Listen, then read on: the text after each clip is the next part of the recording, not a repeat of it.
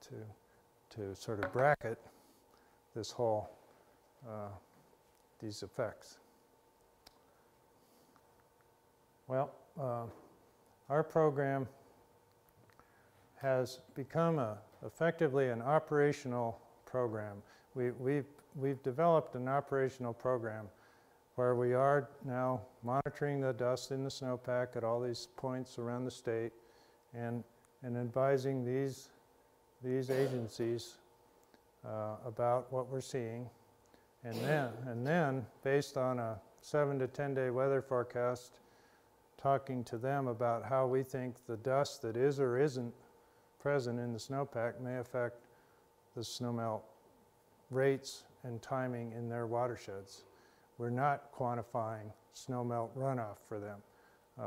We don't have that expertise, but we can talk to them and advise them about how this dust will advance the onset of snowmelt, or how new snow will shut down the rates of snowmelt they are observing because dust is on the surface, and help them manage that runoff.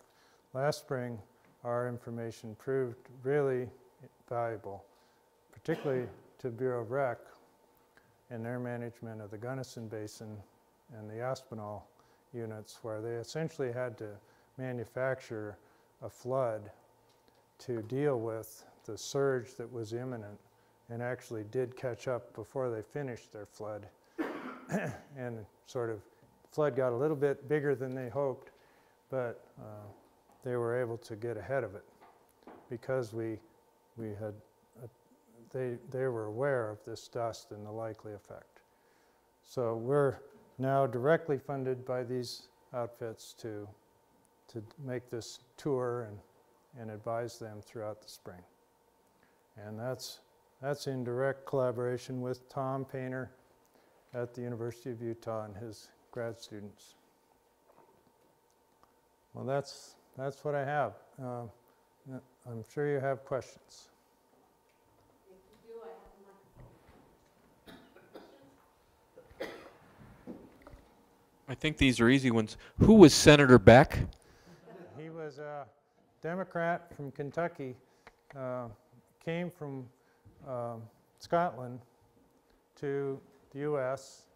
and eventually was first a representative and then senator for Kentucky post-Civil War.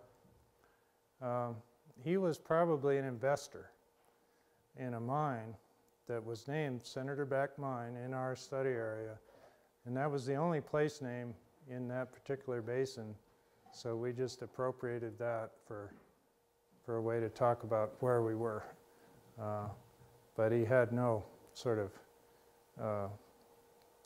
no local role at all. He never shows up in any local papers or anything like that.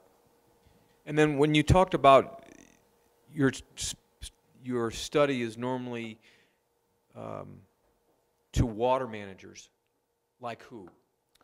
These outfits, these water conservation districts, the Colorado just down based in Glenwood, Southwestern and Durango. These are state mandated by legislation local water management agencies.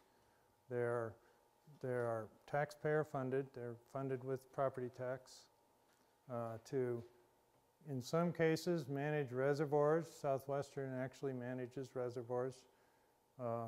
In other cases, they don't have reservoirs, but they coordinate local reservoir operator management with federal management. They're a citizen governing boards, citizen boards. I'm sure you've been to some of their meetings. They're really interesting outfits, really interesting examples of local government in action, because they do have, in a lot of cases, large budgets. They do operate water resource allocation systems and all that. That's who I mean. Thank you. When was the Taylor Grazing Act? Well, I can't quote the exact date, but wasn't it in the late 20s or early 30s? Yeah. 1820? No, Or 1920? 1920s, yeah, late 20s. Yeah. Yeah. And a And second question. it resulted in a really major and rapid reduction in grazing units. Are you aware of anybody looking at the Colorado Plateau area in terms of vegetative cover, grazing Yeah. levels, et cetera, to Yeah. see We- if there are we changes have a- there?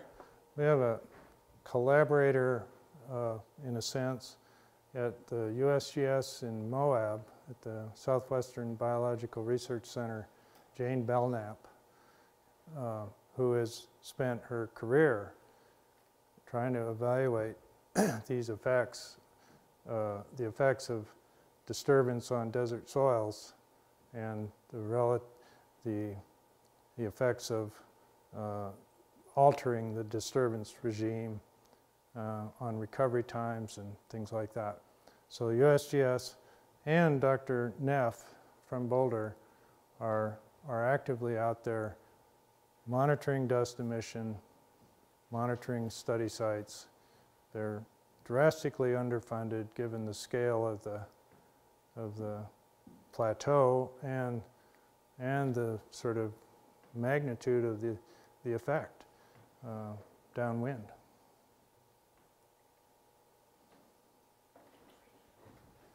Does she have police protection?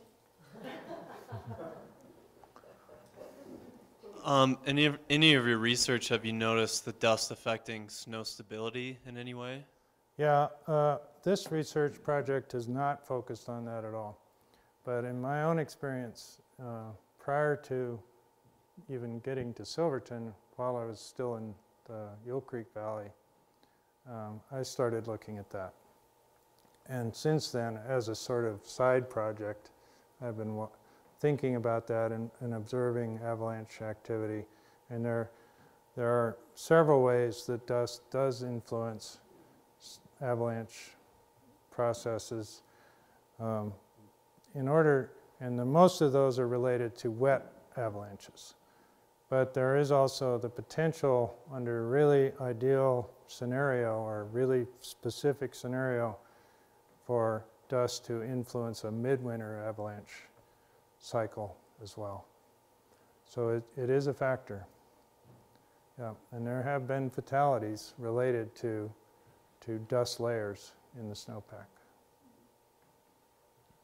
My second question was, obviously all of this research is done in the wintertime. Have you had any chance or known anyone to monitor dust events in the summer months? Well, we ran that active collector that pulled air through the filter all summer. That was problematic given the siting of the collector from local effects. But that's another theme that needs a lot more work. We don't really know what proportion of dust relative to winter deposition comes in the summer. But it is, the guy that ran the active collector, that was part of his PhD dissertation. And he did sample soils all over the Silverton area during summer and in Senator Beck Basin, also sampled water.